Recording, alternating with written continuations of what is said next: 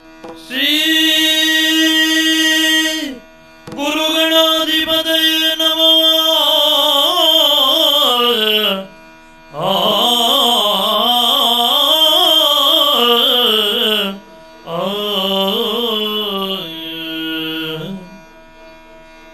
ಗಜಮುಖ ನಾನಿನ್ನ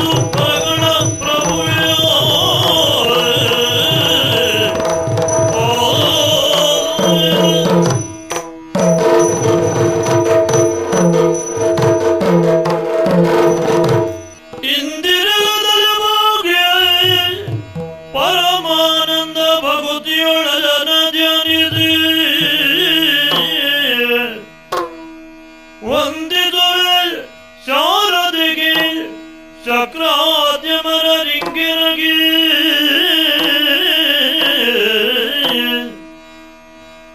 ನಾಂದಿಯೊಳು ವರವ್ಯಾಸ ಮುನಿಪದ ದ್ವಂದ್ವ ಗಾನತನಾಗಿ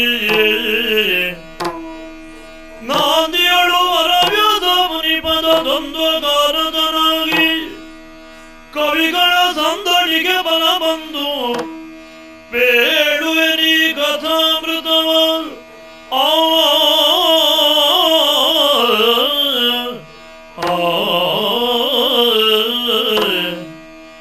ಕವಿಗಳ ತಂದರಿಗೆ ಒಂದು ಬೇಡನಿ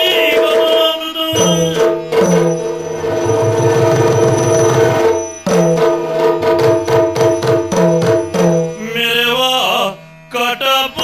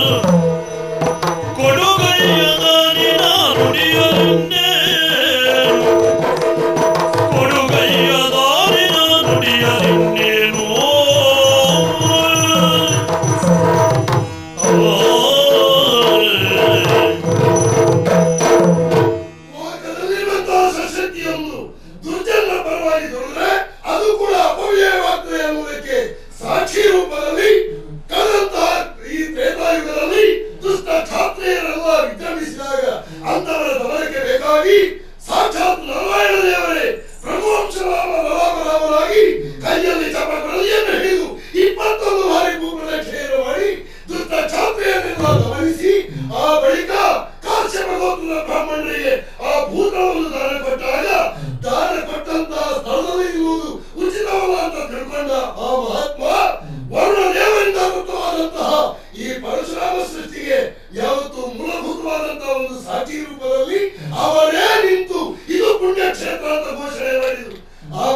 ಸಲುವಾಗಿ ಈ ಧರಿತ್ರಿಯಲ್ಲಿ ಬಂದ ಪ್ರತಿಯೊಂದು ಜೀವರಾಶಿಗಳು ಹುಟ್ಟಿ ಬರುವುದಿದ್ರೆ ಪರಶುರಾಮ ಸೃಷ್ಟಿಯಲ್ಲಿ ಹುಟ್ಟಿ ಬರಬೇಕೆಂಬ ಸದಿಚ್ಛೆಯನ್ನು ಕಟ್ಟಿಕೊಂಡ್ರೆ ಅದು ಅಪರಾಧ ಅಲ್ಲ, ಅಪಚಾರ ಅಲ್ಲ.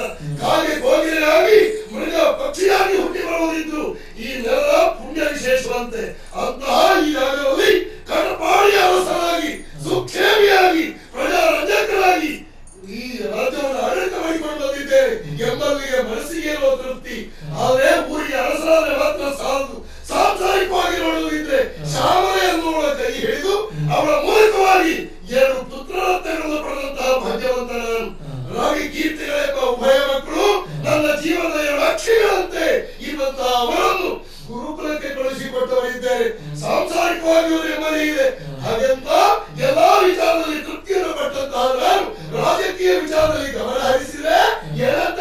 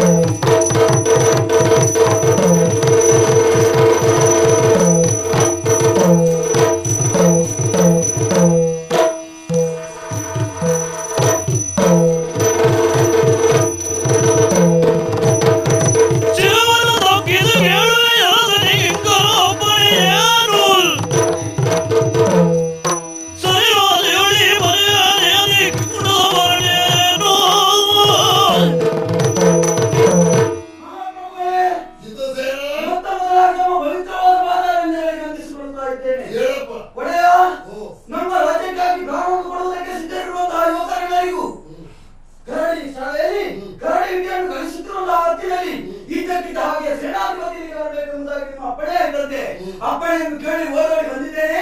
ಕಳಿಸಿದ ಕಾರಣ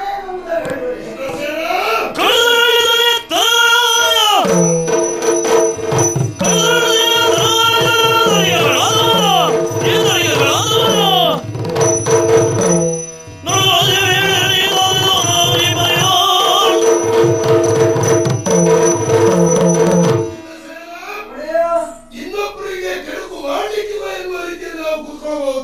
ಆದ್ರೆ ಇನ್ನೊಬ್ಬರಿಂದ ಕೆಡುಕು ಆಗುವುದಿಲ್ಲ ಎಂಬ ನಿರೀಕ್ಷೆಗೆ ನಾವು ಇರಬಾರದು.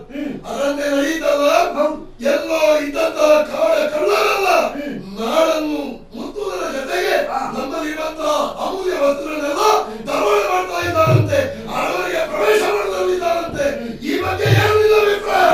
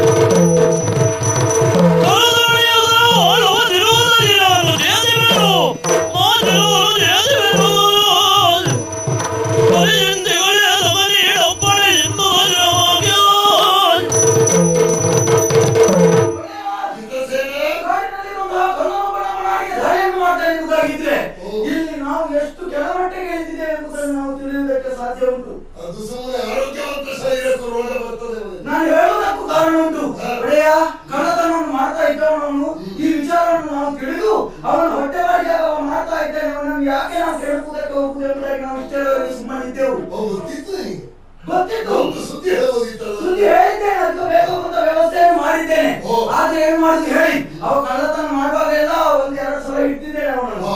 ಆದ್ರೂ ಅವ ಓಡಿದ್ದಾನೆ. ಹೋಗಿ ಅವ ಇಷ್ಟು ಹೊತ್ತಿಗೆ ನಮ್ಮ ನಾಯಿಗೆ ಪ್ರವೇಶವನ್ನು ಮಾಡಿದ್ದಾನೆ ಎಂಬುದಾಗ ನಾವು ಸುಮ್ಮನೆ ಇರುವುದು ಸರಿಯಲ್ಲ. ನನ್ನ ಕಳ್ಳನಿಗೆ ಸರಿಯಾದ ಉತ್ತರವನ್ನು ಕೊಟ್ಟು ಅವನನ್ನು ಹೇಳಿ ನಾನು ಬಿಡ್ತೇನೆ. ಸಾಲ ರೋಗ ಶತ್ರು ಇವುಗಳನ್ನು ಬೆಳಿಗ್ಗೆ ಬಿಡಲೇಬಾರದು. ಕಿರಿಯಲ್ಬಗಳು ಯೋಧರಾಗು ಹರಿಗಳು ನಾಲ್ಕು ಮಂತ್ರಿಯಾಗು. ಇದು ರಾಜ್ಯದ ಮಾತು. ಹಾಗೆ ನೀನು ಇಷ್ಟವನ್ನು ಬೆಳಿಗ್ಗೆ ಬಿಟ್ಟದ್ದೇ ಅಪರಾಧ. ಸೇನಾಬಲದಿಂದೊಳಗೂಡಿ ಅಂತ ತಸ್ಕರನ್ನು ನಾಶ ಬೇಗವ ಹೋಗು.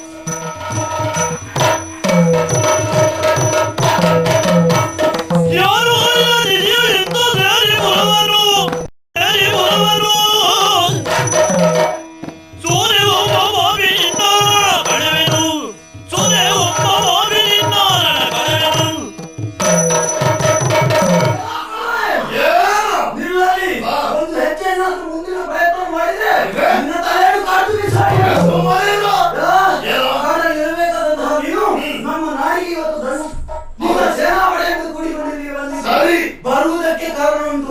ನಮ್ಮ ನಾಡನ್ನು ಸ್ವಾಧೀನಪಡಿಸಬೇಕೆಂಬುದಾಗಿ ನಿಮ್ಮ ಉದ್ದೇಶ ಇರಬಹುದು. ನಮ್ಮ ಉದ್ದೇಶವೇ ಆದ್ರೆ ಇಲ್ಲಿ ಇರುವವರೆಲ್ಲರೂ ಹೆಂಗಳೆಯ ಹಾಗೆ ಕೈಗೆ ಬಳೆಯನ್ನು ತೊಟ್ಟು ಸೀರೆಯನ್ನು ಉಟ್ಟವರಲ್ಲ ಎಂಬುದಾಗಿ ನೀವು ತಿಳಿಯಬೇಕಿತ್ತು. ನಾವು ಹೋಗುವುದೂ ಇಲ್ಲ. ತಿಳಿಯದೆ ನೀವು ಇಲ್ಲಿ ಬಂದಿದ್ದೀರಲ್ಲ, ಬಂದ ನಿಮ್ಮಲ್ಲಿ ಹೇಳ್ತಾ ಇದ್ದೇನೆ, ಮರ್ಯಾದೆಯಲ್ಲಿ ಬಂದದ್ದು ತಪ್ಪಾಗಿರುವುದಾಗಿ ನನ್ನ ಕಾರಿಗರಿಗೆ ನಮ್ಮ ಒಡೆಯನ ಪಾದ ಸೇವೆ ಮಾಡಿಸಿ ನಿಮ್ಮನ್ನು ಬಿಡ್ತೇನೆ. ನಮ್ಮನ್ನು ಹಿರಿಯ ಸೇನಾಧಿಪತಿ ಸಿದ್ಧಸೇನ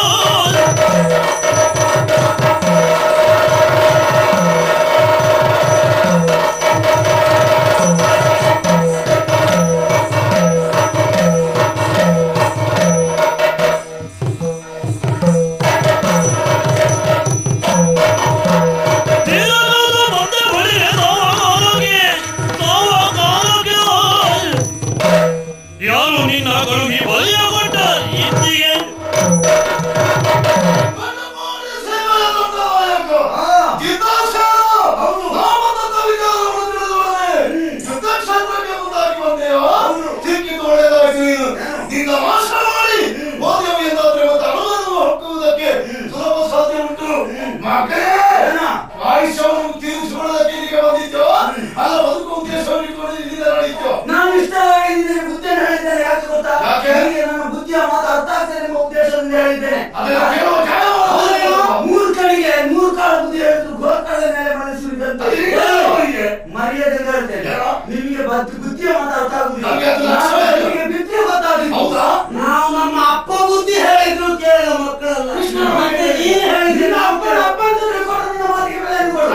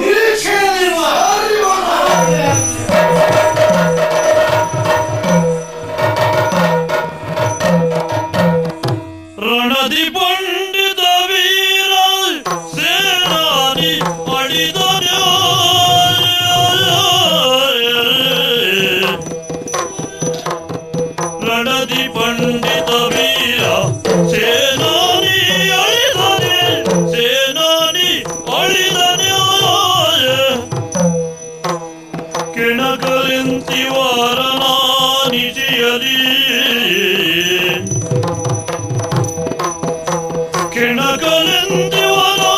ಕೆಣಕಲೆಂತಿವರನಾನಿಜಿಯಲಿ ಹನರಗೊಳಿಬುದೆಂದು ಪದಗಾಣದಾಯ್ತಯ್ಯೋ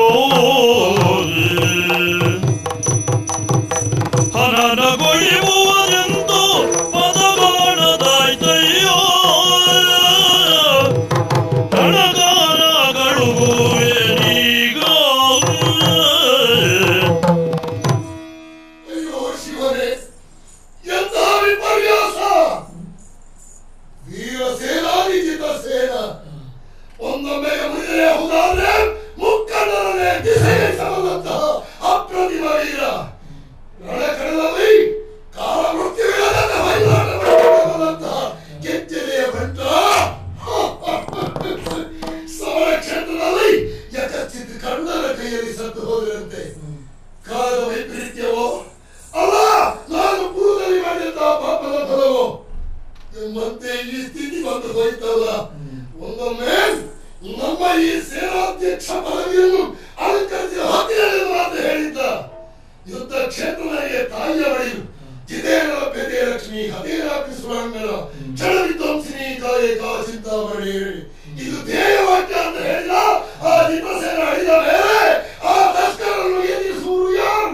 ಅವರ ಜೊತೆ ಹೊರಿದಾಡುವುದಕ್ಕೆ ನಾವು ಯಾರನ್ನು ಕಳುಹಿಸಿ ಯಾರು ಮಾಡಿ ನಮ್ಮ ನಾಡು ಬಂಜೆಯಾಗಿ ಹೋದರೆ ಇಂದು ಅಂತ ಬಾಂಧವನಂತೆ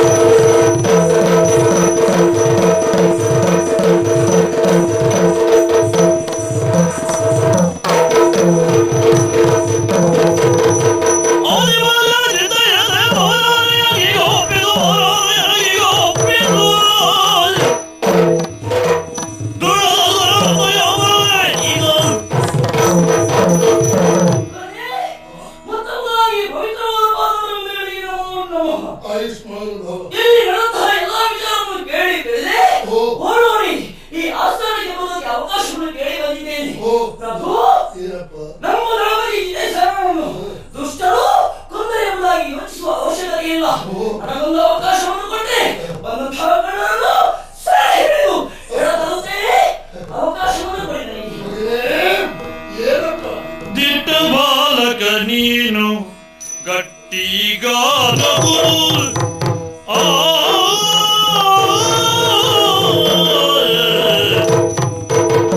ದಿಟ್ಟ ಬಾಲಕ ನೀನು ಗಟ್ಟಿಗಾನವುದಯ್ಯ ಗಟ್ಟಿಗಾನವುದಯ್ಯ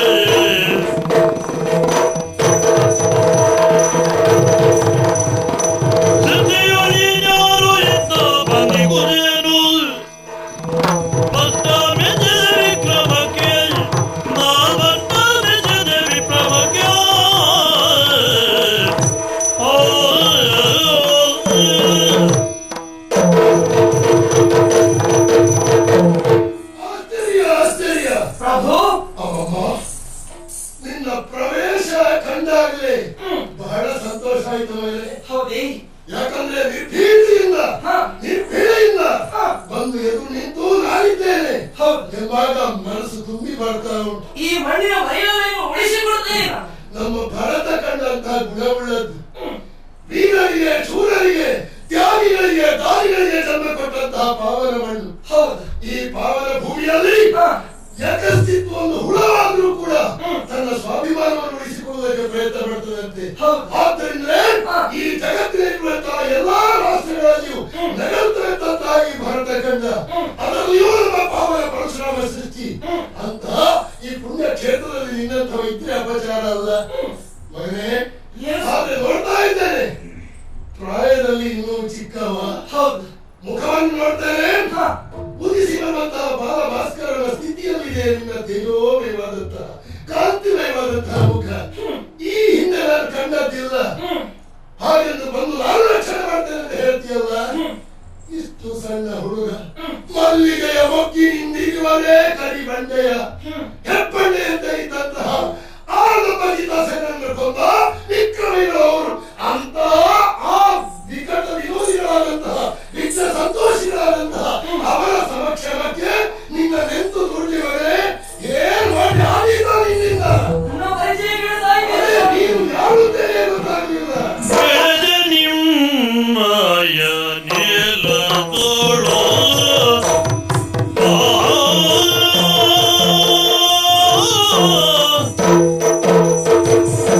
ಬೆಳೆದ ನಿಮ್ಮಯ ನೆಲದೊಳಿದು ಕೆರೆ ಬೆಳೆದ ನಿಮ್ಮಯ ನೆಲದೊಳಿದು ಕರೆ ಬೆಳೆದ ನಿಮ್ಮಯ ನೆಲದೊಳಿದು ಕರೆ ತಿಳಿಯೇ ತಪ್ಪಲಿ ಎತ್ತವರನ ತಿಳಿಯೇ ತಪ್ಪಲಿ ಎತ್ತವರನ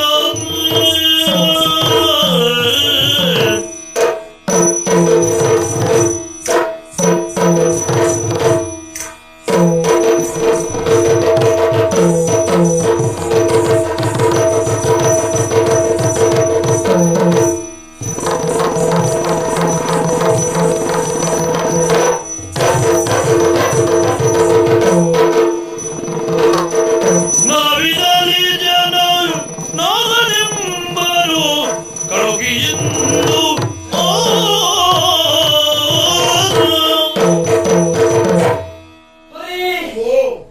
ನಿಮಗೆಲ್ಲ ಬೆಳೆಯುವುದಕ್ಕೆ ಸಾಧ್ಯವಿಲ್ಲ. ಅದೇ ಆದ್ರೆ ತಮ್ಮನ್ನು ದೂರದಿಂದ ನೋಡಿದ್ದೇನೆ ನಾನು. ಇನ್ನು ಹತ್ತಿರದಲ್ಲಿ ನೋಡುವಂತಹ ಭಾಗ್ಯ ನನ್ನ ಬಾರಿಗೆ ಲಭಿಸಿದೆ.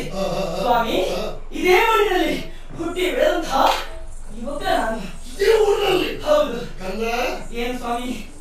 ಒಂದು ಹಕ್ಕಿಗಾದ್ರೂ ಹಾ. ತಾಯಿ ಅಂತ ಇರುತ್ತದೆ, ಹೌದು. ಅದಕ್ಕೊಂದು ಜನ್ಯಸ್ಥಾನ ಅಂತ ಇರುತ್ತದೆ, ಇರುವುದಕ್ಕೊಂದು ಗೂಡು ಅಂತ ಇರುತ್ತದೆ. ಖಂಡಿತ. ಮಗನೇ, ಏನು ಈ ಕಟಪಾಡಿ ಸೀಮೆಯಲ್ಲಿ ಯಾರು ತೆತ್ತಿರುವ ಗಂಧನಯ್ಯ ನೀನು? ಈ ಪ್ರಶ್ನೆಯನ್ನು ಕೇಳಿದ್ರೆ ಉತ್ತರವನ್ನು ಕೊಡುವುದಕ್ಕೆ ಸಾಧ್ಯವಿಲ್ಲ ಸ್ವಾಮಿ. ಹೆತ್ತವರನ್ನು ನೋಡಿದವ ನಾನಲ್ಲ. ಹೌದಾ? ತಾಯಿಯ ಮನೆಯಲ್ಲಿ ಬೆಳೆಯಿಲ್ಲ ನಾನು. ನಾನೊಬ್ಬ ಅನಾಥ ಸ್ವಾಮಿ, ಅನಾಥ. ಹಾ. ಮಗನೇ, ಏನು ಅನಾಥ ಅಂತ ಇದ್ರೆ ನಿನ್ನ ಅಂಗಸಂಸ್ಥವನ್ನು ಕಂಡಾಗ, ನಿನ್ನ ಎಲ್ಲಾ ಗುಣಗಳನ್ನು ಕಂಡಾಗ ಅನಾಥ ಮಗುವಿನ ಸ್ಥಿತಿಯಲ್ಲಿ ನೀನು ಕಾಣೋದಿಲ್ಲ. ಒಬ್ಬನ ಮುಖವನ್ನು ನೋಡಿದ್ರೆ ಮನೆತನ ಗೊತ್ತಾಗ್ತದೆ. ಬಾಲ್ಯ ಒಂದು ಶಬ್ದ ಕೇಳಿದ್ರೆ ಸರ್ ಅವರ ವಿದ್ಯಾಭ್ಯಾಸ ಇಷ್ಟು ಅಂತ ತಿಳಿಯುತ್ತದೆ. ಹಾಗಿದ್ರೆ ಒಳ್ಳೆ ಸಂಸ್ಕಾರಯುತವಾದಂತಹ ಕೂಟದಲ್ಲಿ ಜನಿಸಿದವ ನೀನು, ಬೆಳೆದವ ನೀನು ಅಂತ ಗೊತ್ತಾಗ್ತದೆ. ಹೇಗೆ ಬೆಳೆದಿಲ್ಲ ಅನಾಥ ಮಗು? ಈ ರೀತಿಯಾಗಿ ಬೆಳೆಯುವುದಕ್ಕೆ ಕಾರಣ ಈ ನಾಡಿನ ಜನತೆ ಒಳ್ಳೆಯವರು, ಒಳ್ಳೆ ಮನಸ್ಸಿನವರು ಸ್ವಾಮಿ. ಎಲ್ಲರೂ ಹಾಲನ್ನು ಕೊಟ್ಟು ಬೆಳೆಸಿದ್ದಾರೆ.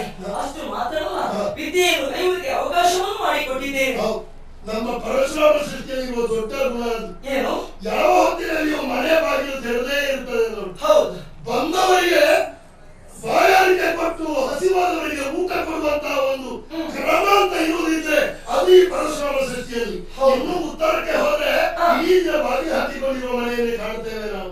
ಸದ್ಯಕ್ಕೆ ಅದು ಬಾರದಿರಲಿ ಅಂತ ನಾನು ದೇವರಲ್ಲಿ ಕೇಳೋ ಹಾಗೆ ನೀನು ಬೆಳೆಸ್ಕೊಂಡು ಹೋದವಲ್ವೇ? ಹೌದು. ಹಾಗೆಂತ ವಿದ್ಯಾಭ್ಯಾಸದಲ್ಲಿ ಕಂದ ಗುರುಮಠದಲ್ಲಿ ಅವಕಾಶವನ್ನು ಮಾಡಿಕೊಟ್ಟಿದ್ದಾರೆ. ವಾರಾನ್ನವೋ ದಿನಾನ್ನವೋ ಪಕ್ಷಾನ್ನವೋ ತಿಂದು ನೀನು ವಿದ್ಯಾಭ್ಯಾಸ ಮಾಡಿದ್ಯಾ? ಸಾಧಕ ವಿದ್ಯೆಯನ್ನು ಅಭ್ಯಾಸ ಮಾಡಿಕೊಂಡಿದ್ದೇನೆ. ಏನು? ಹಾಗಿದ್ರು ಈ ಪ್ರಪಂಚದಲ್ಲಿರುವಂತಹ ಪ್ರತಿಯೊಬ್ಬರಿಗೂ ಒಂದೊಂದು ಹೆಸರು ಅಂತ ಇರುತ್ತದೆ. ಹೌದು. ನಿನ್ನ ಹೆಸರೇನಪ್ಪ? ಇವರೆಲ್ಲ ಸೇರಿ ನನಗೊಂದು ಹೆಸರು ಇಟ್ಟಿದ್ದಾರೆ. ಹೇಗೆ ತಂದ? ನಾಗ. ನಾಗ. ನಾಗ. ಹೌದು. ಹೇಳಿ. ಒಳ್ಳೆ ಹೆಸರು ಮಗ. ನಮ್ಮ ಈ ಭೂಮಿಗೆ ಅನ್ವಯಿಸುವ ಹೆಸರು ನೋಡು. ಹೌದು. ನಮ್ಮ ಭೂಮಿಗೆ ನಾಗಭೂಮಿ ಅಂತ ಒಂದು ಹೆಸರು. ಹಾ. ಹಾಗಾಗಿ ನಾಗಪ್ಪ, ನಾಗಣ್ಣ, ನಾಗ ಇತ್ಯಾದಿ ಪ್ರಚಲಿತ ಹೆಸರು. ಹಾಗೆಂತ ಕೇಳಬಾರದು. ಏನು? ನೀವು ಯಾವ ಕುಲದಲ್ಲಿ ಹುಟ್ಟಿದವ ಅಂತ ಕೇಳಬಹುದೇ? ಬಿಲ್ಲವ. ಜಾತಿಯಲ್ಲಿ ಬಿಲ್ಲವ. ಬಲ್ಲವನೇ ಬಿಲ್ಲವ. ಹೌದು. ಆದ್ರೆ ಆ ಕುಟುಂಬದಲ್ಲಿ ಹುಟ್ಟಿದ ನೀನು ಇನ್ನು ಇಲ್ಲಿ ಒಂದು ಮಾಡ್ತೇನೆ ಕೆಲಸ ಅಂತ ಹೊರಟಿದ್ಯಲ್ಲ. ಹೌದು. ಹೋಗ್ತೀಯಾದ್ರೆ ಯುದ್ಧಕ್ಕೆ? ಹೋಗ್ತೇನೆ. ಅವಕಾಶವನ್ನು ಮಾಡಿಕೊಡ್ಬೇಕು, ಕಳುಹಿಸಿಕೊಡ್ಬೇಕು ಸ್ವಾಮಿ. ಗುಣಕ್ಕೆ ಮೆಚ್ಚಿದೆ ನಾನು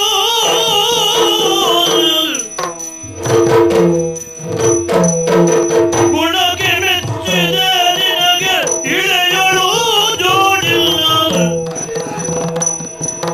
ನೆನೆದ ರಕ್ಷೆಯ ಕಾರ್ಯವನ್ನು ನೀ ನೆನೆದ ರಕ್ಷೆಯ ಕಾರ್ಯವನ್ನು ರಣದ ಬಯಗೆ ನಿನ ಗೆಳೆಯರಿ ಒಕ್ಕಡ ರಣದ ಬಯಗೆ ನೀನೆಳೆಯೋರಿನ ಒಕ್ಕಡ ಸರ್ವದವೇನೋ ಸಂಕರವು ದೊರೆಯೇ. ಸಿಂಹದ ಹೊಟ್ಟೆಯಲ್ಲಿ ಸಿಂಹದ ಮರಿಯೇ ಹುಟ್ಟುತ್ತದೆ. ಸಿಂಹ ಒಂದು ಎಷ್ಟು ಸೊಟ್ಟಿ ಸೊರಗಿದ್ರು ಕೂಡ ಅದು ಗರ್ಜನೆ ಮಾಡ್ತದೆ ಹೊರತು ಕತ್ತೆಯಂತೆ ಕೇಕೆ ಹಾಕೋದಿಲ್ಲ. ಇಲ್ಲ. ಹಾಗೆಂದು ಏನು? ನಿನ್ನ ಮನೆತನದ ಗುಣ, ಹಾ. ಬೆಳೆದಂತಹ ಆ ಪರಿಸರದ ಗುಣ, ಕಲಿತಂತಹ ವಿದ್ಯೆಯ ಗುಣ ನಿನ್ನ ಮಾತಿನಲ್ಲಿ ತಿಳಿಯುತ್ತೇನೆ ಮಗನೇ. ಸಂತೋಷವಾಯಿತು ಸ್ವಾಮಿ. ನಮ್ಮಲ್ಲಿರುವಂತಹ ವಿದ್ಯೆ ಒಬ್ಬರನ್ನು ವಾದವಾಗಿ ಗೆಲ್ಲುವುದಕ್ಕಲ್ಲ, ಆಹಾ. ನನ್ನ ಜ್ಞಾನವನ್ನು ಹೆಚ್ಚಿಸಿಕೊಳ್ಳುವುದಕ್ಕೆ. ಹೌದು. ನಮ್ಮಲ್ಲಿರುವ ಸಂಪತ್ತು ನಾನು ಶ್ರೀಮಂತ ಅಂತ ಬರೆಯುವುದಕ್ಕಲ್ಲ, ಹಾ. ಅದು ದೀನದಲಿತರ ಉದ್ಧಾರಕ್ಕೆ. ಹಾ. ನಮ್ಮಲ್ಲಿರುವಂತಹ ಶೌರ್ಯ ಸಾಮರ್ಥ್ಯ ಬಡವರ ಮೇಲೆ ಹರಿಹಾಯ್ದು ಅವರನ್ನು ಕೊಲ್ಲುವುದಕ್ಕಿದ್ದಂತಲ್ಲ, ಅಲ್ಲವೇ? ಅದು ದೇಶ ರಕ್ಷಣೆಗೆ, ಹಾ. ಆಪತ್ತಿನಲ್ಲಿರುವವರನ್ನು ರಕ್ಷಣೆ ಮಾಡುವುದಕ್ಕೆ. ಅದನ್ನು ತಿಳ್ಕೊಂಡು ಬಂದಿದ್ದಿ ಅಂತ ಇದ್ರೆ ಯುದ್ಧಕ್ಕೆ ನಿನ್ನನ್ನು ಕಳಿಸಿಕೊಡ್ತೇನೆ ಮಗನೇ. ಈ ಮಣ್ಣಿನ ಋಣವನ್ನು ತೀರಿಸ್ತೇನೆ ಈ ರೀತಿಯಾಗಿ ಸ್ವಾಮಿ. ಹೌದಲ್ಲ? ಹೌದು. ಗಾಢದ ಎತ್ತಿಗೂ ನೆನಪಿರ್ತದೆ. ನನ್ನ ಋಣವನ್ನು ನಾನು ತೀರಿಸಬೇಕು ಅಂತ ಕೆಲವು ಮನುಷ್ಯರಿಗೆ ನೆನಪಿರುವುದಿಲ್ಲ ಅಂತಂದ. ನೀನಿದೆಯಲ್ಲ, ಹೌದು. ಹಾಗಿದ್ರೆ ಯುದ್ಧಕ್ಕೆ ಹೊರಟಿಯಾ? ಹೋಗ್ತೇನೆ. ಇಲ್ಲಪ್ಪ, ಆಯುಧ ಬೇಕು. ನಾನು ಕೇಳುವ ಇದ್ದೆ ನಾನು. ಯುದ್ಧ ಅಂತ ಹೇಳಿದ್ರೆ ಚಿನ್ನಿಕೊಳ್ಳಾಡುವುದು. ನನ್ನಲ್ಲಿ ಏನಿಲ್ಲ, ಕಡು ಬಡವನ. ನಮ್ಮಲ್ಲಿ ಇರುವುದಕ್ಕುಂಟು, ಅದು ಸರಿಯಾಗಿ ಖರ್ಚಾಗ್ತಾ ಇಲ್ಲ. ಯಾಕಂದ್ರೆ ನಮ್ಮಲ್ಲಿ ಕತ್ತಿ ಎಷ್ಟೋ ಉಂಟು, ಹಿಡಿಯುವ ಕೈಗೆ ಸ್ವಲ್ಪ ಬರಗಾಲ ಉಂಟು. ಆ ಕೈ ಈಗ ಬಂದಿದೆ. ಹೌದಲ್ಲ? ಕೆಲವರಿಗೆ ಇರುವುದು ಅದೇ, ನಂದೆಲ್ಲ ಪೂರ್ತಿ ಆಯ್ತು ಅಂತವರೇ ಈಗ ತುಂಬಿದ್ರು. ಆ ಪೂರ್ತಿ ಆದವರು ಭರ್ತಿ ಆಗಿಲ್ಲ ಅಂತ ಈಗ ನಾನು ಕಂಡದ್ದಲ್ವೇ? ನೀನೀಗ ನೇರ ಸರಿಯಾದಂತಹ ವ್ಯಕ್ತಿ. ಆದ್ದರಿಂದ ಈ ದೇವರನ್ನು ಸ್ಮರಿಸಿ ನನ್ನ ಹಿರಿಯರಿಗೆ ವಂದಿಸಿ ಕರವಾರವನ್ನು ಕೈಗಿಟ್ಟಿದ್ದೇನೆ ಮಗನೇ. ಹರಿಗಳ ತಲೆಯನ್ನು ತರತರಿದು ಮುಡಿಯಲು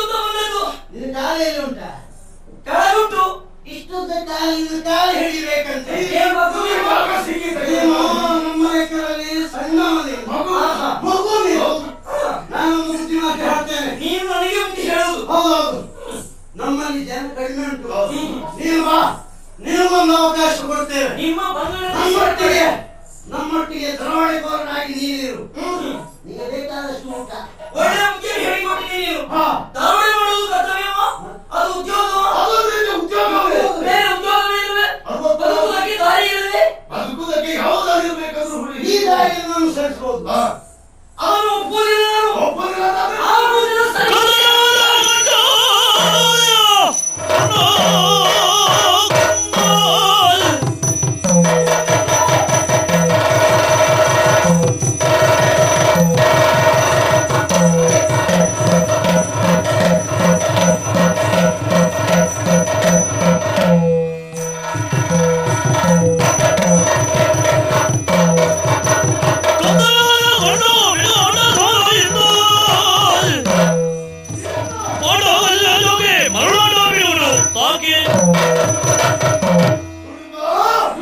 ಎಷ್ಟೋ ಸಮಯದಿಂದ ಮರಳಿ ಮನೆಯಲ್ಲಿ ಈ ಕಡಮಾಡಿ ಬೀಳಿದ ಸರ್ವ ಸಂಪತ್ತನ್ನು ದೋಚಬೇಕು ಎನ್ನುವ ಉದ್ದೇಶದಿಂದ ಹೊಂಚು ಹಾಕುತ್ತಾ ಇದ್ದವರು ನಾವು. ನಮ್ಮ ಪರಿಗಿಷ್ಟರವರೆಗೆ ಅಡ್ಡ ಗೋಡೆಯಾಗಿದ್ದವ ದಳಪತಿ ದಿವಸ ಸೇರ ಅವನ ನಾಶವನ್ನು ಮಾಡಿದ್ದೇವೆ. ಇನ್ನು ನೋಡಿ ಎದುರು ಯಾರು ಬರುವುದಿಲ್ಲ. ಈಗ ನಿರೀಕ್ಷೆ ಮಾಡಿದ್ದೆ ಚೋಟದ ಬಾಲಕನಿಗೆ ಒಬ್ಬ ಒಂದು ನಮಗೆ ಹೆದರಿಕೆ ಮಾತ್ರ ಹೇಳ್ತಾ ಇದ್ದೀವಿ. ಒಂದು ಮಾತನ್ನು ಹೇಳ್ತಾ ಇದ್ದೇನೆ. ಸೇನಾಧಿಪತಿಯನ್ನು ಕೊಂದಲ್ಲಿಗೆ ನಿಮ್ಮ ಬಾಯಿ ಗೆಲುವು ಸಿಕ್ಕಿದೆ ಎಂಬುದಾಗಿ ಭಾವಿಸಬೇಡಿ. ಮುಂದಕ್ಕಾಗಿ ಬರಬೇಡಿ. ಸೇನಾಧಿಪತಿಯ ಸತ್ತಿದ್ದಾರೆ ಮೇಲೆ ಮತ್ತೆ ನಮ್ಮನ್ನು ವಿರೋಧಿಸುವವರು ಯಾರಿದ್ದಾರೆ? ಅವರೊಂದಿಗೆ ನಾನು ಸಾಯಬೇಕು ಅಂತ ಏನು ಮಾತಾಡಲಿಲ್ಲ. ನಮ್ಮ ಕೈಯಲ್ಲಿ ಸಾಯುವಂತದ್ದೇ ಇರಲಿಲ್ಲ. ಯಾರು ಬಂದವನಿಗೂ ನಾನೇ ರುದ್ರ. ರುದ್ರ ಅಂದ್ರೆ ಮೇಲಿಂದ ಕೆಳಗೆ ಬಂದವನು. ಒಂದೇ ಕಲ್ಲಿನವರೆಗೆ ಹಾಗಿದ್ರು. ಮೂರನೇ ಕಣ್ಣು ಉಂಟು ನಿನಗೆ? ಏನೋ ಉಂಟೇನೋ? ಕಣ್ಣಿನ ಇದ್ರೆ ಆಯ್ತು. ನನಗೆ ಎರಡು ಕಣ್ಣೆ ಸಾಕು, ಮೂರು ಕಣ್ಣೆ ಅಂತ. ಎರಡು ಕಣ್ಣು ಕಿತ್ತು ಬಿಡ್ತೇನೆ. ಯಾರಿತ್ತು? ನಾನೇ. ನೀ ಯಾರ? ನಿನ್ನ ಹೆಸರೇನ? ಗೊತ್ತಾಗಲಿಲ್ಲ?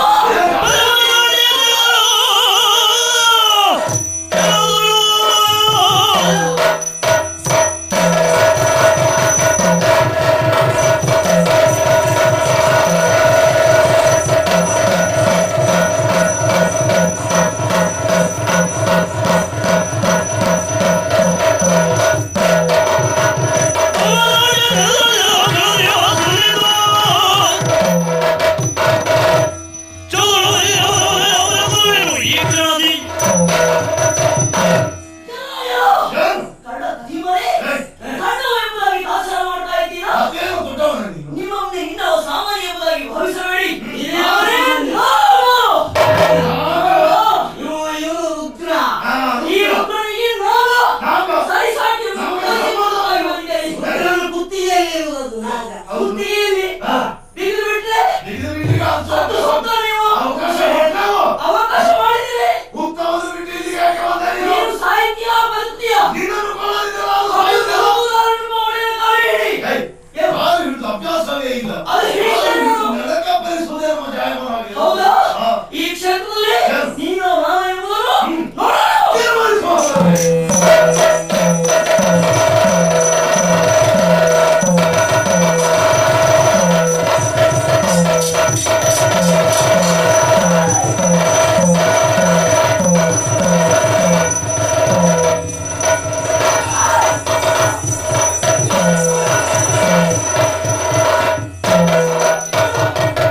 ಬೀಳುವುದು ಹೋಯಿತು. ಆದರೆ ನನಗಾಗಿ ಗೆಲುವಾಗಿದೆ.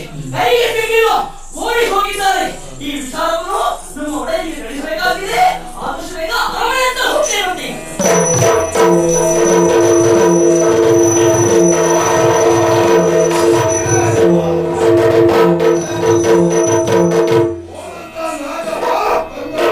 ಕಮಲೆ ನಮ್ಮಯ ಮಂದಿಯರುಳುಗಿದೆ ಹೊಂದಿದೆ ತತ್ಕೀರ್ತಿಯರು. ಕಂದನೆ ನಮ್ಮಯ ಮಂದಿಯರುಳುಗಿದೆ ಹೊಂದಿದೆ ತತ್ಕೀರ್ತಿಯ ನಾನು. ಹೊಂದಿದೆ ತತ್ಕೀರ್ತಿಯ ನಾನು.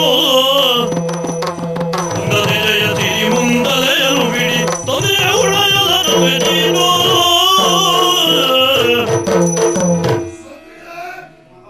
ನೋಡಿದ್ರಾ? ನಮ್ಮ ವೀರ ಬಾಲಕ ಕೋಟೆಯ ಕೊತ್ತಳದಲ್ಲಿ ನಿಂತು ನಾವು ಇವನ ವಿಗ್ರಹವನ್ನು ನೋಡ್ತಾ ಇದ್ದೀವಿ. ಹೌದಲ್ಲ? ಅಭಿಮನ್ಯುವಿನಂತೆ ರಣಕಣದಲ್ಲಿ ಕಾದಾಡಿ ಜಯ ಸಿರಿಯನ್ನು ಹಿಡ್ಕೊಂಡು ಬಂದ. ಇಲ್ಲಿಗೆ ನಮಗೆ ನೆಮ್ಮದಿ ಅಲ್ವೇ? ನಮ್ಮ ನಾಡಿನ ಜನತೆಯನ್ನು ಆ, ಉಳಿಸಿದ್ದಾರೆ. ಹಾಗೆ ನಮ್ಮ ಪ್ರಾಣವನ್ನು ಮಾನವನ್ನು ಉಳಿಸಿದ್ದಾರೆ. ಇವನು ಹೀಗೆ ಬಿಡಲ್ಲ. ಸರಿ, ಇದು ನಾನು ಮಾಡಿದ್ದೇನೆ ಎಂಬುದಾಗಿ ಹೆಗ್ಗಳಿಕೆ ನನಗಿಲ್ಲ. ಯಾಕೆಂದ್ರೆ ಹಿರಿಯರಂತಹ ನಮ್ಮ ಆಶೀರ್ವಾದ ದಯೆ. ದಯನೀಯವಾದ ವಿನಂತಿಯ ಎಂತಹ ಒಂದು ಒಳ್ಳೆಯ ಗುಣ. ಕೆಲವರಲ್ಲಿ ಸಾವಿರಾರು ಇಂಥದೇ ಗುಣ ಇರೋದಿಲ್ಲ. ಈ ಬಂಗಾರದ ಪುಷ್ಪವೊಂದಕ್ಕೆ ಪರಿಮಳ ಬಂದಂತೆ ಇವರಲ್ಲಿ ಇರುವ ಒಳ್ಳೆಯ ಗುಣ. ಹಾಗಿದ್ರೆ ಇವನು ಹೀಗೆ ಬಿಡುವುದಲ್ಲ. ಇವನು ಹೀಗೆ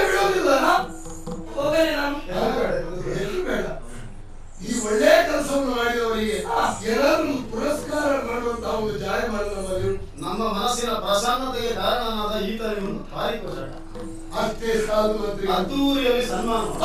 ಸನ್ಮಾನವೇ ಸಾಕ? ಸನ್ಮಾನ ಕೆಲವು ವರ್ಷಗಳವರೆಗೆ ನೆನಪಿರುತ್ತದೆ.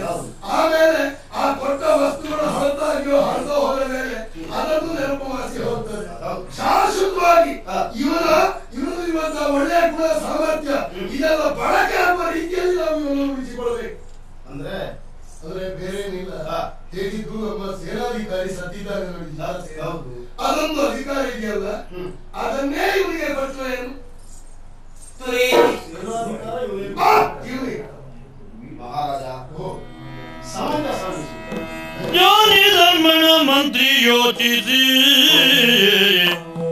ಜೋಡಿ ಬಾಲಕನ ತಡೆದು ನೀತಿ ವಿಧಾನದಲ್ಲಿ ಬೆಳೆದ ನೋವು ವಚನವನು ಧರಡಿಪ ಕೇಳೆನ್ನ ಮಾತು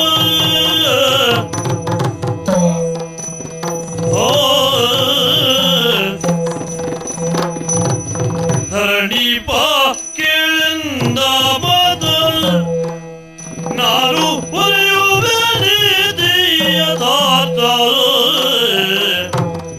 ನಾನು ಹೊರೆಯುವೆ ನೀತಿ ಯಥಾರ್ಥ ತರಳ ತಸ್ಕರರನ್ನು ತೈದು ವಿಕ್ರಮಿಯಾದ ತರಳ ತಸ್ಕರರನ್ನು ತೈದು ವಿಕ್ರಮಿಯಾದ ದುರಸಮರ್ಥನು ವೀರ ಪೊರೆದ ಪುರವನು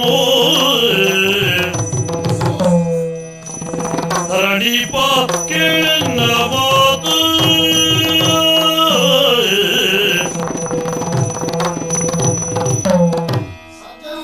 ಸಜ್ಜನಿಕೆಯನ್ನು ಕಂಡು ಗೌರವಿಸಬೇಕಾದದ್ದು ಅರಸನಾದವರಿಗೆ ಹೊಣೆ. ನಮ್ಮ ನಾಡಿಗೆ ಬಂದಿರುವಂತಹ ಘೋರ ಆಪತ್ತನ್ನು ಬಹಳ ಸುಲಭದಲ್ಲೇ ಈತ ಪರಿಹರಿಸಿ ಬಿಟ್ಟಿದ್ದಾನೆ. ಈತನ ವಿಕ್ರಮದ ಬಗ್ಗೆ ಎರಡು ಮಾತೇ ಇಲ್ಲ. ಹೌದಲ್ಲ? ಎಳೆಯ ವಯಸ್ಸಿನಲ್ಲಿ ಈತ ಇಷ್ಟು ವಿಜೃಂಭಿಸುತ್ತಾನೆ ರಣಕ್ಷೇತ್ರದಲ್ಲಿ ಅಂತಂದ್ರೆ ಪ್ರಾಯಶಃ ಇವನಿಗೆ ಹಿಂದಿರುವಂತಹ ಇವನ ಹಿನ್ನೆಲೆಯು ಬಲವಾದದ್ದೇ ಇರಲೇಬೇಕಲ್ಲ. ಆದ್ರೆ ಮೇಲೆ ದಂಡಾಧಿಕಾರದಂತಹ ಬಹುದೊಡ್ಡ ಹುದ್ದೆಯನ್ನು ಕೊಡುವ ಅಂತ ತಾವು ಹೇಳ್ತೀರಿ. ಯೋಗ್ಯತೆ ಇದ್ಮೇಲೆ ಕೊಡಲಿಕ್ಕೆ ಆದ್ರೆ ದಂಡಾಧಿಕಾರವನ್ನು ಒಬ್ಬರಿಗೆ ಕೊಡುವುದು ಅಂತಂದ್ರೆ ಕತ್ತಿಯ ಹಿಡಿಯನ್ನು ಅವನ ಕೈಯಲ್ಲಿ ಕೊಟ್ಟು ಅಲಗಿನಲ್ಲಿ ನಾವು ಹಿಡಿದ ಹಾಗೆ. ಹೌದು. ಏನಾದರೂ ಹೆಚ್ಚು ಕಡಿಮೆ ಎಡವಟ್ಟು ಆಯ್ತು ಅಂತಾದ್ರೆ ದಂಡಾಧಿಕಾರಿ ನಮ್ಮ ಮೇಲೆ ತಿರುಗಿರಬಾರದಲ್ಲ. ರಾಜಕೀಯದಲ್ಲಿ ಇದನ್ನೆಲ್ಲ ಬಹಳ ಯೋಚಿಸಬೇಕು. ಕೇವಲ ಒಮ್ಮೆ ವಿಕ್ರಮದಿಂದ ವಿಜೃಂಭಿಸಿದ್ದಾನೆ ಎಂಬ ಕಾರಣಕ್ಕೆ ಪೂರ್ವ ಅಪರ ಯುಕ್ತ ಅಯುಕ್ತ ವಿವೇಚನೆ ಇಲ್ಲದೆ ಅಧಿಕಾರ ಕೊಡುವುದು ಸರಿ ಅಲ್ಲ. ಕೊಡುವುದೇ ಅದನ್ನು 4 ದಿವಸ ಬಿಟ್ಟು ಆಲೋಚನೆ ಮಾಡಿ. ಮಂತ್ರಿಗಳೇ, ನಿಮ್ಗೆ ಇನ್ನೊಬ್ರು ಒಳ್ಳೆಯವರನ್ನು ನೋಡ್ಲಿಕ್ಕೆ ಆಗುದಿಲ್ಲ ಅಲ್ಲ? ಆಗಲ್ಲ. ಸತ್ಯ ಹೇಳ್ಬೇಕಾ? ಎಲ್ಲಾದ್ರೂ ನಿಮ್ಗೆ ತೊಂದರೆ ಬಂದಿತ್ತು ಏನಾದ್ರು ಉಂಟಾ? ನನ್ನ ಮಂತ್ರಿ ಪದವಿಗೆ ಯಾವಾಗಲೂ ಅಲ್ಲ, ಅವನು ಒಬ್ಬ ಪ್ರಬಂಧ ಆದ್ರೆ ನಿಮ್ಮ ಏಳಿಗೆಗೋ ನಿಮ್ಮ ಘನತೆಗೆ ಏನಾದ್ರೂ ಅಡ್ಡಿ ಬರ್ಲಿಕ್ಕಿಲ್ಲ ಅಂತೂ ನಾನು ತಿಳ್ಕೊಳ್ಳುದು ಹೀಗೆ. ಅವರಲ್ಲಿ ಯೋಗ್ಯತೆ ಇದೆ, ಹಾಗೆ ಸಜ್ಜನಿಕೆ ಇದೆ, ಬಲ ಇದೆ. ಅಂತ ರೀತಿಯ ಪತ್ರದ ಅಪರಾಧ ಅಲ್ಲ ಅಂತ ನನ್ನ ಅನಿಸಿಕೆ. ಇದು ನಾನು ಅರಸರಾಗಿ ಹೇಳುವ ಅಭಿಪ್ರಾಯ ಮಾತ್ರ ಅಲ್ವೇ? ಇಲ್ಲಿ ಪೂರ್ಣ ಅಧಿಕಾರ ನಮ್ದು, ಹೌದಲ್ಲ? ಹಾಗಿರುವಾಗ ಒಂದು ಅಭಿಪ್ರಾಯದ ಮೇಲೆ ಕೇಳಿದ್ದಲ್ಲ. ಅಂತೂ ನಿಮಗೆ ತಿಳಿದಿರ್ಲಿ ಅಂತ ಅಷ್ಟೇ, ಗೊತ್ತಾಯ್ತಲ್ಲ? ಸಾಧಕವಾದ ಕಥೆ ನಾನಿದ್ದೇನೆ, ಆದಿತ್ತಲ್ಲ? ಇದರ ಬಗ್ಗೆ ಇನ್ನೇನು ಚಕಾರ ಇಲ್ಲ ಅಲ್ಲ?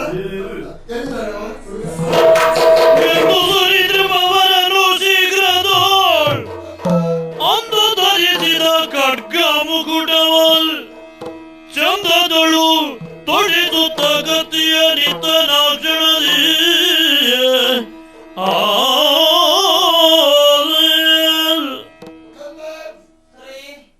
ನಾಡಿನ ಗೌರವವನ್ನು ಉಳಿಸಿದವರೇ, ಹಾಗೆ ನಮ್ಮ ಮನಸ್ಸಿಗೆ ನೆಮ್ಮದಿ ಕೊಡುವ ರೀತಿಯಲ್ಲಿ ಇನ್ನು ಮುಂದಿನ ವ್ಯವಹಾರವನ್ನು ಮಾಡುತ್ತೀರಿ ಅನ್ನುವಂತಹ ನಿರೀಕ್ಷೆ ನಮ್ಮಲ್ಲಿ ಉಂಟು.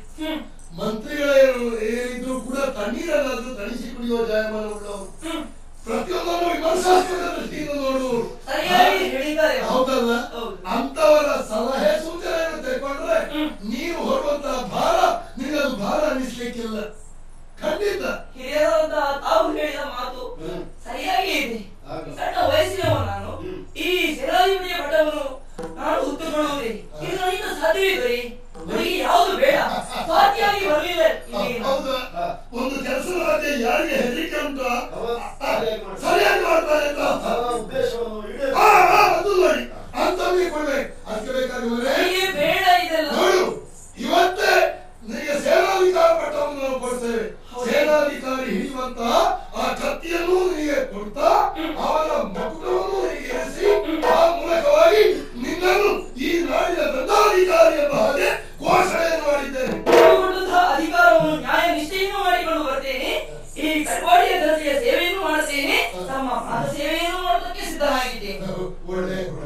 ಹಾಗೆ ಇದ್ದ ಗುರುಮಠದಲ್ಲಿ ವಿಕ್ರಮಾಖ್ಯನಾದನಯ್ಯ.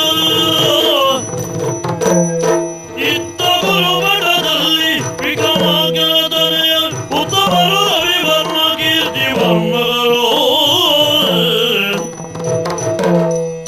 ನಿತ್ಯ ವ್ಯಾಸಂಗದಳು ಇರಲು ಗುರು ಒಂದು ದಿನ ಕರೆದು ನಿಂತೆಂದರೀಗದ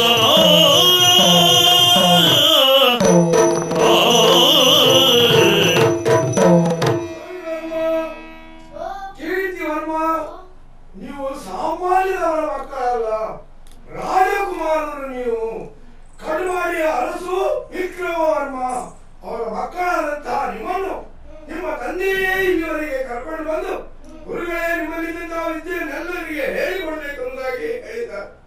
ರಾಜಾಜ್ಞೆಯನ್ನು ಮೀರುವುದಕ್ಕೂ ಸಾಧ್ಯ ಇಲ್ಲ, ಮೀರುವುದೂ ಇಲ್ಲ.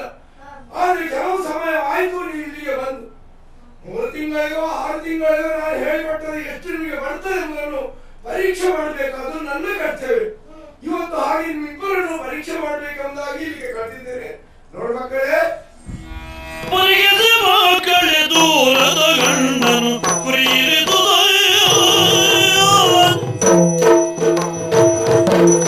ಪರಿಗೆದೆ ಮಕ್ಕಳೆ ದೂರದ ಗಂಡನು ಕುರಿಯಿರಿದು ಬಾಳದ ಮಗದಿ ಕುರಿಯಿರಿದು ಬಾಳದ ಮಗದಿ ಸರಿಯಿರಿ ಮುಂದಕ್ಕೆ ಇರಿಸಿದ ಲಾಂಛನ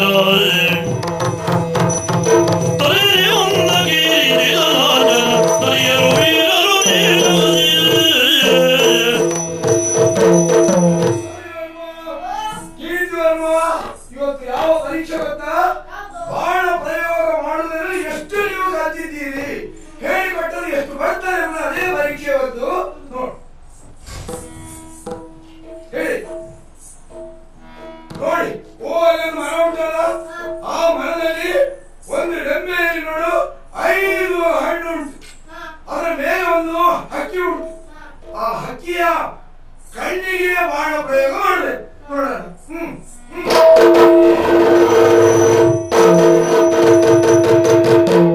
ಹಣ್ಣು ಬೀಳಿನ ಹಕ್ಕಿಗೂ ತಾಗಲಿಲ್ಲ. ಆದ್ರೆ ಹಕ್ಕಿ ಹಾರಿಗೋದು, ನೀನಾಗಲಿಲ್ಲ. ಆಗಲಿದ್ದ ಹಕ್ಕಿಯಲ್ಲಿ ಇಲ್ಲ, ಅದು ಓಡಿ ಹೋಗಿ ಆಯ್ತು. ನೋಡು, ಆ ಕಡೆ ಮರದಲ್ಲಿ ನೋಡು ಒಂದು ಹಕ್ಕಿ ಉಂಟಲ್ಲ, ಅದರ ಬಲಕ ಕಣ್ಣಿಗೆ ಬಾಣ ಪ್ರಯೋಗ ಮಾಡಿ ನೋಡೋಣ.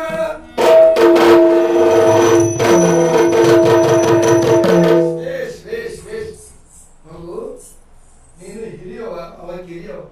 ನಿನ್ನಿಂದ ಆಗ್ಲಿಲ್ಲ, ಅವನಿಂದ ಆಯ್ತಲ್ಲ. ಹಾಗಾದ್ರೆ ನೀನು ಹೆಂಗ ಮಾಡುದು ಬೇಡ, ಇನ್ನು ಕಲ್ಲಿಗೆ ಇನ್ನೂ ಉಂಟು. ಸಾಕು, ಕತ್ತಿಗಾಳಗ ಹಿಡಿರಿ. ಮಾಡಿ, ಇದು ಮಾಡಿ.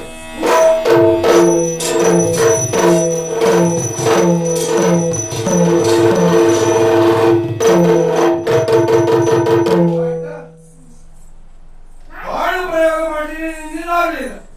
ಕತ್ತಿಗಾಳದಲ್ಲಿ ಕತ್ತಿಗೆ ಕೈ ಬಿಟ್ಟಿಯಲ್ಲ, ಯಾಕೆ?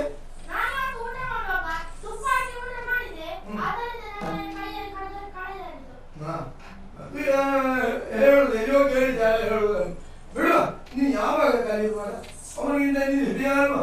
ನಾಳೆ ಆ ಮಹಾರಾಜನಾಗುವ ನೀನು ಇಷ್ಟರ ಹೇಳುದು ಕಲಿಬೇಕು ಕಲಿಬೇಕು ಕಲಿಬೇಕು ಅಂತ. ಇದು ಕಲಿದಲ್ಲ, ಆಯುಷ್ಯ ಕಲಿದಲ್ಲಿ ಆಯ್ತಲ್ಲ.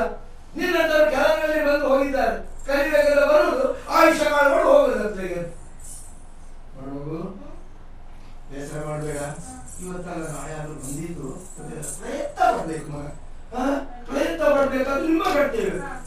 ಅದು ಯಾವ ರೀತಿಯಲ್ಲಿ ಪ್ರಯತ್ನ ಮಾಡಬೇಕು ಅನ್ನೋದನ್ನು ನಾನು ಹೇಳಿಕೊಡ್ತೇನೆ. ಮಗು, ಅವನಿಂದ ಆಗ ಕಾರ್ಯ ನಿನ್ನಿಂದ ಆಯ್ತು, ಅದು ಸಂತೋಷ ಆಯ್ತು. ಅವನಿಗಿಂತ ನೀನು ಸ್ವಲ್ಪ ಉತ್ತೀರ್ಣರಾಗಿದ್ಯಾ, ಇವತ್ತಿಗೆ ಸಾಕು. ಗೊತ್ತಾಯ್ತಲ್ಲ? ನೋಡೋಣ ಇನ್ನ ನೀವು ಎಷ್ಟು ಕಾಣ್ತಿದ್ದೀರ ಅಂತ. ಹೋಗೋಣ ಬನ್ನಿ.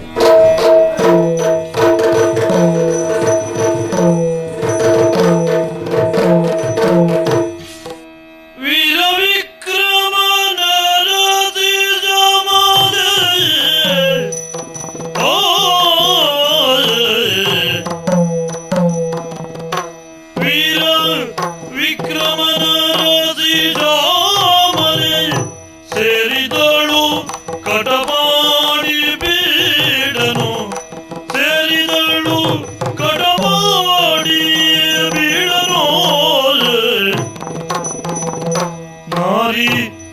ಸದ್ಗುಣಿ ಸಾಧ್ವಿ ಸುಂದರಿ ನಾರಿ ಸದ್ಗುಣಿ ಸಾಧ್ವಿ ಸುಂದರಿ ಚಾರುಶೀಲೆ ಮನೋಗರಿ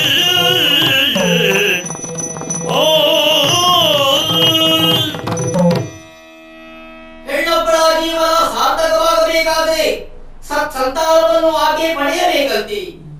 ಈ ವಿಷಯದಲ್ಲಿ ನನ್ನ ಜೀವನ ಪಾವನವಾಯಿತು ಎಂಬುದರಲ್ಲಿ ಅನುಮಾನವೇ ಇಲ್ಲ. ಕಟಪಾಡಿಯ ದೊರೆ ವಿಕ್ರಮವರ್ಮನ ಕೈ ಹಿಡಿದ ಹೆಂಡತಿ ನಾನೇ ಶ್ಯಾಮಲೆ. ನನ್ನ ಅವರ ಸಾಂಗತ್ಯದಿಂದಾಗಿ ಈ ಸಂದರ್ಭ ಇಬ್ಬರು ಮಕ್ಕಳಿಗೆ ತಾಯಿಯಾಗಿದ್ದೇನೆ. ಹಿರಿಯವನೇ ರವಿವರ್ಮ, ಕಿರಿಯವನೇ ಕೀರ್ತಿವರ್ಮ. ಜೀವನದಲ್ಲಿ ಅದೆಷ್ಟೋ ಬೇರೆ ಬೇಸರಗಳು ಬಂದರೂ ಕೂಡ ಮಕ್ಕಳಾದವರ ಮುತ್ತು ಮುಖವನ್ನು ನೋಡಿ ಅದನ್ನು ಮರೀತಾ ಇದ್ದಳು ನಾನು. ಆದರೆ ಕಾಲಾನಂತರ ಈ ನಾಡಿನ ದೊರೆಯಾಗಬೇಕಾದವರು ಅವರು ವಿದ್ಯಾವಂತರಾಗಬೇಕು ಅನ್ನೋ ಉದ್ದೇಶದಿಂದ ವಿದ್ಯೆಯ ಆರ್ತಿ ಉಳ್ಳವರಾಗಿ ವಿದ್ಯಾರ್ಥಿಗಳಾಗಿ ಗುರುಮಠವನ್ನು ಸೇರಿದವರು. ಮಕ್ಕಳ ಭವಿಷ್ಯದಲ್ಲಿ ಯೋಚಿಸುತ್ತಾ ಕಾಲ ಕಳೀತಾ ಇದ್ದೆ. ಆದರೆ ಮೊನ್ನೆ ನಡೆದಂತಹ ವಿದ್ಯಾಮಾನದ ಕಡೆ ಗಮನ ಹರಿಸಿದಾಗ ಯಾಕೋ ಏನೋ ಖೇದವಾಗುತ್ತಾ ಉಂಟು. ನನ್ನವರು ಈ ನಾಡಿನ ಒಡೆಯ ಈ ರೀತಿಯ ತೀರ್ಮಾನವನ್ನು ಕೈಗೊಂಡ್ರಲ್ಲ, ಇದು ಸರಿಯೇ, ಯಾಕೆ ಏನು ಎಂಬುದರ ಬಗ್ಗೆ ಯೋಚನಾಮಗಳಾಗಿದ್ದೇನೆ. ಕೂಲಂಕುಷವಾಗಿ ತಿಳಿಯುವುದಕ್ಕಾಗಿ ನನ್ನ ಆತ್ಮೀಯರು ಈ ನಾಡಿನ ಅಮಾತ್ಯರು ಮಂಜಣ್ಣ ಅವರನ್ನು ಬರ ಹೇಳುವುದಕ್ಕಾಗಿ ಆಳನ್ನು ಅಟ್ಟಿದ್ದೇನೆ. ಈ ಸಂದರ್ಭ ಬರಬೇಕಿದೆ.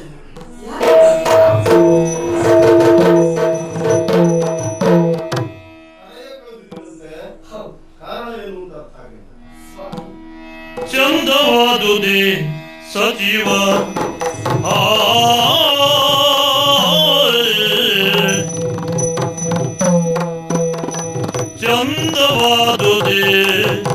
ಚಂದವಾದುದೇ ಸಜೀವ ನಾಗಣ್ಣನ ಮುಂದರಿಯದೆ ಮತವ ನಾಗಣ್ಣನ ಮುಂದರಿಯದೆ ಮತವ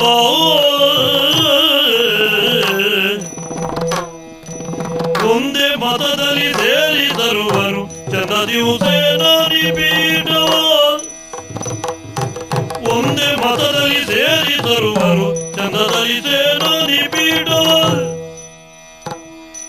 ಹೊಂದಿದುದ ಸನ್ಮಾನ ಕೈಯುದ ಇಂದು ಐದವ ತಂದಿರ ಕಟ ಚಂದವಾದುದೇ ಸಜೀವ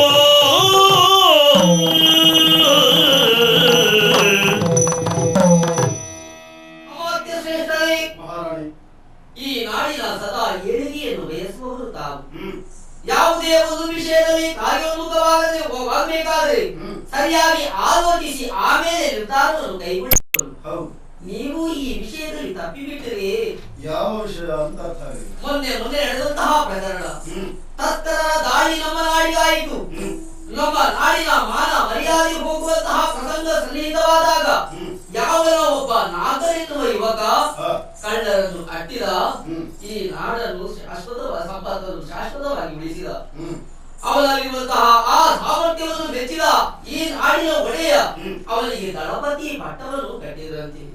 ಆ ಮಾತ್ರ ಶ್ರೇಷ್ಠರಾದ ತಾವಿದ್ದು ಈ ವಿಚಾರವಾಗಿ ಆ ಹುಡುಗನ ಪೂರ್ವ ಅಪರ ಏನು ಎಂಬುದನ್ನು ಸರಿಯಾಗಿ ವಿಮರ್ಶಿಸಲಿ ಗಣಪತಿ ಪಟ್ಟವನ್ನು ಕೊಟ್ಟದ್ದು ಸರಿಯೇ ಸ್ವಾಮಿ? ಸರಿಯಾಗಿ ಆಲೋಚಿಸಬೇಡಿ. ನೀವು ಆಕ್ಷೇಪಿಸಲಿಕ್ಕೆ ಏನು ಅಮ್ಮನ ಮಾಲ್ಪುದೇನು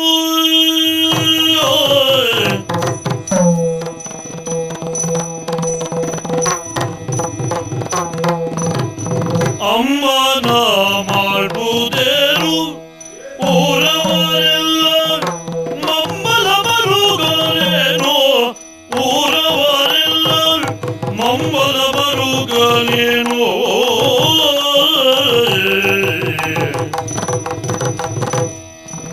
ಎಂಬ ನುಡಿ ಧಿಕ್ಕರಿಸಿ ಎರೆದರು ತಿಮರೆ ಸೇನಾನಿ ಪೀಠವ ಎಂಬ ನುಡಿ ಧಿಕ್ಕರಿಸಿ ಎರೆದರು ತಿಮ್ಮನೆ ಸೇನಾನಿ ಪೀಠವ ಅಮ್ಮಗರ ನೇಮಿದುದ ನೆಮ್ಮದಿಯದ ಗೆಡಿಸಿದ ಅಗಡ ಅಂಬನ ಮಾಡ್ಬುದೇನೋ ಊರವರೆಲ್ಲ ಮಮ್ಮಲ ಮರುಗಳ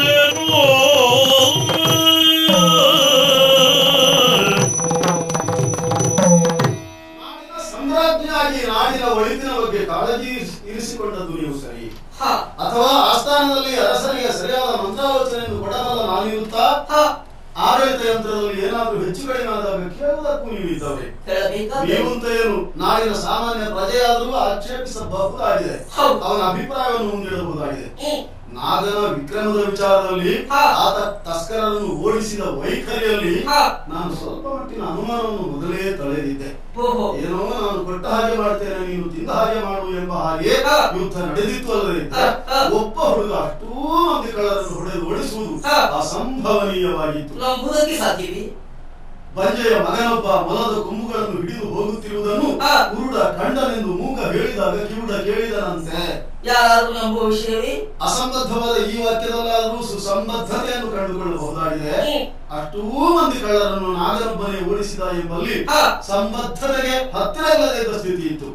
ಮಹಾರಾಜರೇನೋ ಅಭಿಮಾನದಿಂದ ಸಂತೋಷವೆಳೆದು ಕೊಡುವುದಕ್ಕೆ ಸಿದ್ಧರಾದಾಗ ನಾನು ಆಕ್ಷೇಪಿಸಿದ್ದೆ. ಕೊಡುವುದು ಹೌದಾಗಿದ್ರು ಸ್ವಲ್ಪ ದಿನ ಯೋಚಿಸಿ ಇವನ ಪೂರ್ವಾಪರಗಳನ್ನು ತಿಳಿದು ಆಮೇಲೆ ನಿರ್ಧಾರ ಮಾಡೋಣ. ಆದರೆ ಮಹಾರಾಜರು ಅವನ ವಿಚಾರದಲ್ಲಿ ವಾತ್ಸಲ್ಯ ವಿವಶರಾಗಿ ಹೋಗಿದ್ರು. ನಾನು ಹೇಳಿದ ಅಭಿಪ್ರಾಯವನ್ನು ಒಂದನ್ನು ಕೇಳದೆ ನನ್ನ ಆಕ್ಷೇಪಕ್ಕೆ ತಲೆ ಕೊಡದೆ ಅಧಿಕಾರವನ್ನು ಅವನ ಕೈಗೆ ಕೊಡ್ತಾ ಇತ್ತು.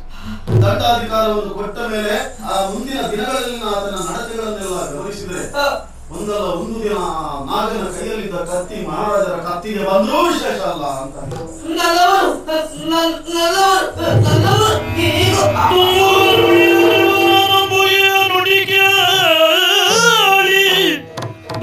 ಗುರುಳೆ ಮಂತ್ರೀಶನು ಭಜರಿಸೆ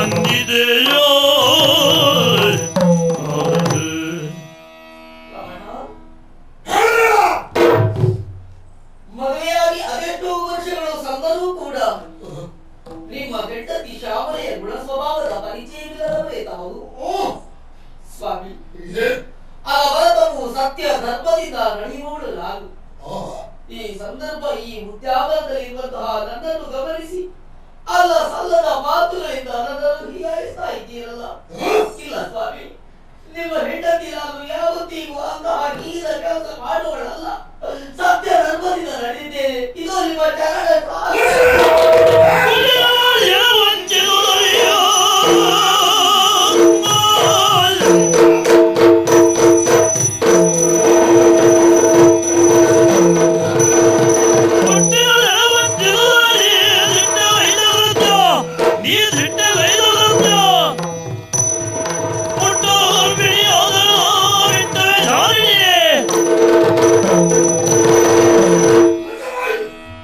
ಇನ್ನೊಂದು ಸೊಳ್ಳೆ ಎತ್ತಿದ್ರೆ ಎಚ್ಚರಿಕೆ.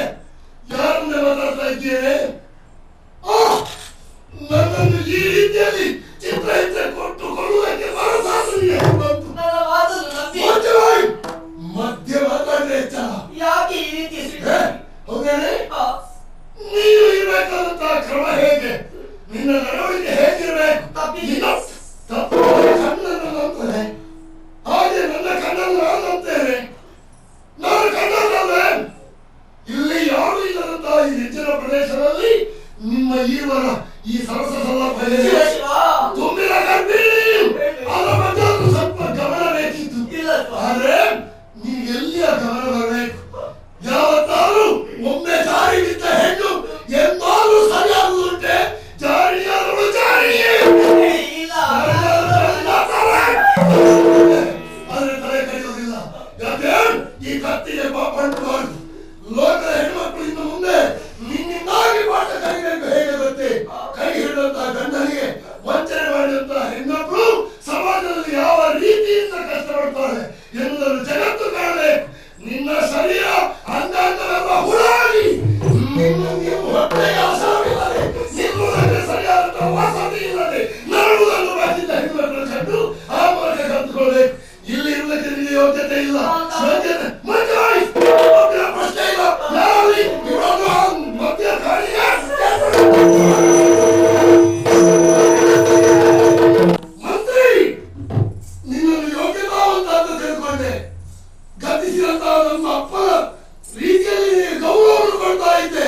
ಆದ್ರೆ ನನ್ನನ್ನು ಈ ರೀತಿ ಚಿತ್ರಹಿಂಸೆ ಕೊಟ್ಟು ಕೊಲ್ಲಕ್ಕೆ ಮನಸ್ಸು ಮಾಡಿದೆಯಲ್ಲ. ನಮ್ಮ ಹೆಣ್ಣುಗಳಿಗೆ ತನ್ನ ಕಂಡರೇನು? ತಿಂದ ಅನ್ನಕ್ಕೆ ದ್ರೋಹ ಮಾಡಿದಂತ ದ್ರೋಹಿ ನೀನು. ಯಾವ ಕಾಮದ ಕಣ್ಣುಗಳಿಂದ ನನ್ನ ಹೆಂಡತಿಯನ್ನು ನೀನು ಕಂಡಿದ್ಯೋ ಅಂತಹ ಕಣ್ಣುಗಳಿಂದ ನಾಳಿನ ಸೂರ್ಯನು ನೀನು ನೋಡಬಾರ್ದು. ಯಾರಲ್ಲಿ ಇವರನ್ನು ಕಾಳಿಗೆ ಕರ್ಕೊಂಡು ಹೋಗಿ ಇವರ ಎರಡು ಕಣ್ಣುಗಳನ್ನು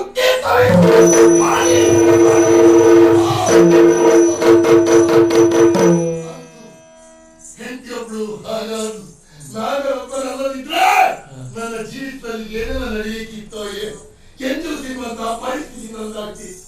ಈಗ ತಾಯಿ ಬದುಕುತ್ತೇನೆ, ಎರಡು ಮಕ್ಕಳಿಗೆ ಬೇಕಾಗಿ ಬದುಕುತ್ತೇನೆ ಹೊರತು ಬೇರೆ ಯಾವುದಕ್ಕೂ ಅಲ್ಲ. ಎಲ್ಲವೂ ದೈವ ಚಿತ್ತ.